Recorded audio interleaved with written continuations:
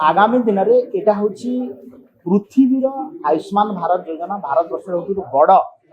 universal health care system cashless एवं एथिरे जहाँ भी इश्यूज अच्छी ताको 3 दिन भितर आम सॉर्ट आउट करूँ एवं आज आम 3टा MOU sign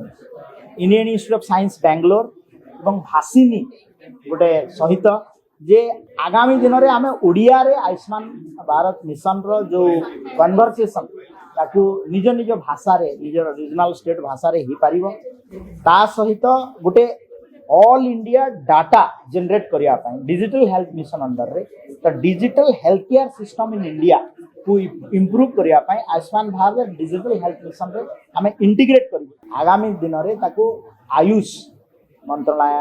Ayurveda homeopath package केमती कवरेज हो तापाई मध्य चिंतन शिविर रे चिंतन करिया पाए